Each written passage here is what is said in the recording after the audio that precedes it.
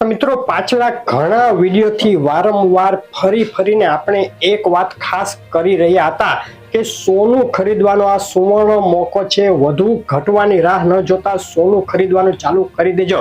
જ્યારે બિલ વાળા સોનાનો ભાવ 10 ગ્રામનો 63,400 હતો ત્યારે આપણે 50% જેટલું એટલે કે તમારું જે બજેટ હોય ઇન્વેસ્ટમેન્ટ કરવું હોય તેનું 50% જેટલું સોનું ખરીદી લેવાની સલાહ આપી હતી। ત્યારબાદ 64,400 ભાવમાં પણ સોનું ખરીદી લેવાની સલાહ ખાસ આપી હતી અને અંતે જેમ કહ્યું હતું તેમ જ થયું। જે ઘટાડો હતો તે ટેમ્પરરી છે તેવી વાત આપણે ખાસ કરી હતી અને એક વાત કરી હતી ઇન્ડિકેશન કે જે નેગેટિવ ડેટા હતા જે પ્રમાણેના સોનાનો ભાવ જેટલો ઘટવો જોઈએ તેટલો પણ નહોતો ઘટી રહ્યો। મતલબ કે એક ઇન્ડિકેશન હતું કે સોનું તેજીના અંડરટોનમાં છે અને અંતે ઉપરા ઉપરી એવા સમાચાર આવ્યા જેને સોનાને એક બૂસ્ટ આપી દીધું। આગ ઝરતી તેજી સોનાના ભાવમાં ફરી વળી છે અને છેલ્લા 7 દિવસમાં ભયંકર વધારો સોનાના ભાવમાં। તો હવે સવાલ થાય કે આગળ શું થશે?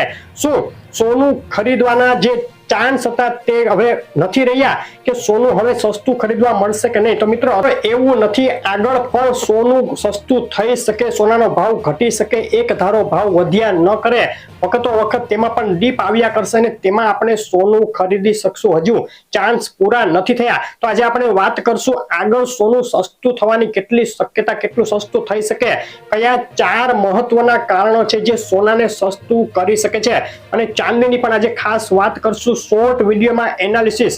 પહેલા જ નવા મિત્રો હવે વિડીયો લાઈક કરી અને ચેનલ સબસ્ક્રાઇબ ન કરેલી હોય તો કરી લેજો અને આખો વિડીયો જોવો ખૂબ જ જરૂરી છે। શરૂઆત આપણે ચાંદીના ભાવથી કરીએ તો ચાંદીના ભાવમાં સોનાની પાછળ વધારો જરૂર થયો છે પરંતુ એટલો મોટો ઉછાળો નથી આવ્યો।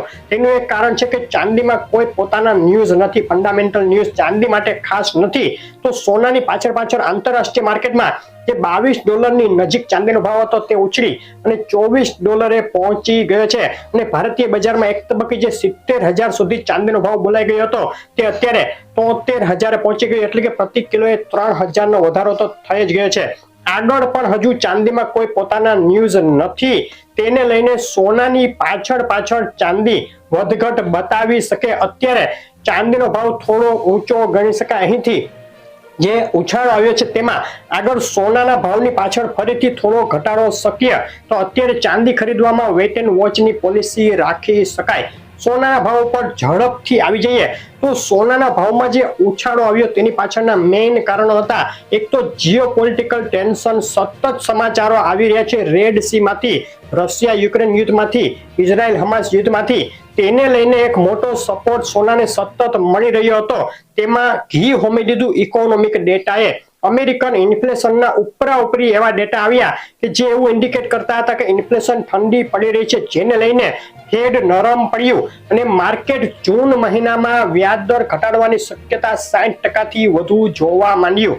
સેન્ટ્રલ બેંક ધડાધડ સોનું ખરીદવા લાગ્યું અને સોનાના ભાવમાં આગ લાગી ગઈ। 7 દિવસનો સોનાના ભાવનો ચાર્ટ જોઈએ તો જોઈ શકાય 7 દિવસ પહેલા જ એટલે કે 28 ફેબ્રુઆરીએ જે $2,027 આંતરરાષ્ટ્રીય માર્કેટમાં સોનાનો ભાવ હતો તે ઉછળી અને $2,134 સુધી પહોંચી ગયો એટલે કે $100 થી વધુનો જબરદસ્ત ઉછાળો। ભારતીય બજારમાં જે ભાવ હતો $64,400, $500 પાકા બિલમાં 10 ગ્રામનો તે ઉછળી અત્યારે 66,850 પહોંચી ગયો છે, ઓલ ટાઈમ હાઈ। આટલું મોંઘું સોનું ભારતમાં ક્યારેય નથી થયું।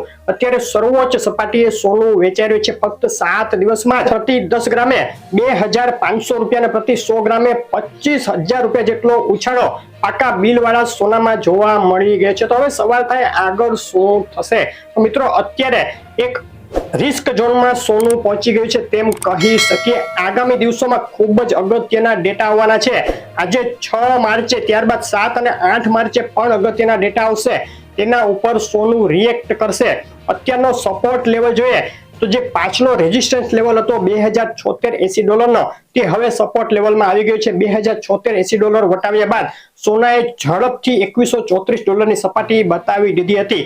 તો આગામી દિવસોમાં હવે આ સપોર્ટ લેવલ છે $2076 તો 2076 થી લઈ અને $2140 વચ્ચે સોનું રહી શકે, સિવાય કે કોઈ ખૂબ મોટા સમાચાર ફરીથી આવી જાય જે સોનાને ટ્રિગર કરે. હવે ડેટાની વાત કરીએ તો આગળ શું ડેટા છે તો 12 માર્ચે અગત્યના ઇન્ફ્લેશન ડેટા આવવાના છે, ત્યારબાદ 19-20 માર્ચે ફેડની મીટિંગ છે, વચ્ચે ફેડના નિવેદનો પણ આવશે, બીજા નાના મોટા ઇન્ફ્લેશન ડેટા પણ આવશે. ટૂંકમાં આગામી દિવસોમાં સોનું વોલેટાઇલ રહી શકે. અત્યારે જે હાઈ રિસ્ક ઝોનમાં સોનું પહોંચી ગયું છે ત્યાંથી વેચવાલી આવી શકે, વેચવાલીનું દબાણ રહેશે, જેને લઈને કરેક્શન રૂપી ઘટાડા પણ જોવા મળી શકે. પરંતુ $2076 ફરીથી તોડે નહીં નીચામાં, ત્યાં સુધી સોનું 2076 ની ઉપર રહેવાની શક્યતા છે. $2076 તોડે તો $2030-40 ના લેવલ ફરીથી દેખાઈ શકે, પરંતુ તેના માટે 4 મહત્વના સમાચારો ઉપર નજર રાખવાની રહેશે. સૌથી પહેલા સમાચાર, જીઓપોલિટિકલ ટેન્શન એટલે કે ઇઝરાયલ હમાસ યુદ્ધ, રશિયા યુક્રેન યુદ્ધમાંથી આજે જ સમાચાર આવ્યા છે કે યુક્રેને બ્લેક સી એટલે કે કાળા સમુદ્રમાં રશિયાનું જહાજ ડૂબાડી દીધું. હવે રશિયા વળતો હુમલો કરવા માટે ધૂંધવાયું થઈ ગયું છે. હવે આમાં કોઈ શાંતિ થાય તો શક્યતા ગણી શકાય સોનાના ભાવ દબાવવાની. તે સિવાય રેડ સી અને ઇઝરાયલ હમાસ યુદ્ધ ઉપર પણ નજર રાખવાની રહેશે. હાલમાં કોઈ શાંતિ થાય તેવી શક્યતા ઓછી લાગી રહી છે. તે સિવાય જે ઇકોનોમિક ડેટા આવી રહ્યા છે આગામી દિવસોમાં, તેમાં એવું ઇન્ડિકેટ આવે કે ઇન્ફ્લેશન ફરીથી વધી રહી છે, જેને લઈને ફેડનું એવું કોઈ નિવેદન આવી જાય કે વ્યાજદર ઘટાડવામાં અમે હવે વાર લગાડશું, જૂન જુલાઈમાં વ્યાજદર નહીં ઘટે તેવા કોઈ પણ સમાચાર આવે તે સોનાના ભાવને ઘટાડી શકે. ફેડ મીટિંગ પહેલા ફેડના શું નિવેદન આવે છે આગામી વ્યાજદર પોલિસી મામલે તે પણ જોવાનું રહેશે. ને તે સિવાય અમેરિકન જીડીપી ડેટા વધીને આવશે તો સોનામાં ઘટાડો શક્ય. તો આ સમાચારો ઉપર ખાસ આગામી દિવસોમાં નજર રાખવાની રહેશે. તો અત્યારે શું કરવું, તો અત્યારે વેઇટ એન્ડ વોચની પોલિસી અપનાવી શકાય. સોનું રિસ્ક ઝોનમાં આવી ગયું છે, એક ઘટાડો અહીંથી શક્ય છે. તેમાં રિસ્ક ફેક્ટર આપણે જે અગાઉ કહ્યા તે મુજબના રહેશે. $2076 ન તોડે ત્યાં સુધી સોનામાં હવે નીચે તરફના લેવલો મળવા થોડા મુશ્કેલ કઠિન દેખાઈ રહ્યા છે. તો આ હતી અત્યારની અપડેટ. Weight and watch. આગળ ખૂબ ઝડપથી આપણે નવા એનાલિસિસ લઈને આવશું અને તેમાં આપણે સોનું ખરીદવાની ખાસ સલાહો આપવાના છીએ. 2024ના એન્ડ સુધીના નવા ટાર્ગેટ શું રહેશે તેનું પણ એક ખાસ એનાલિસિસ આવવાનું છે. તે સિવાય રોજના આપણા ભાવ જે આપણે આપીએ છીએ તે આપશું. તેમાં ડેઈલી હિન્ટ આપતા હોય છે આપણે કે શું સમાચાર આવી રહ્યા છે સોનાને લઈને, તો તે જોવાનું ચૂકશો નહીં. સોનાના ભાવના લિસ્ટમાં તમારા શહેરનું નામ એડ કરવું હોય તો અમને કોમેન્ટમાં લખીને મોકલી આપજો. વિડીયો કેવો લાગ્યો ખાસ કહેજો. આગળ આવા વિડીયો જોવા માટે લાઈક શેર કરી અને ચેનલ સબસ્ક્રાઇબ કરવાનું ભૂલશો નહીં. ધન્યવાદ.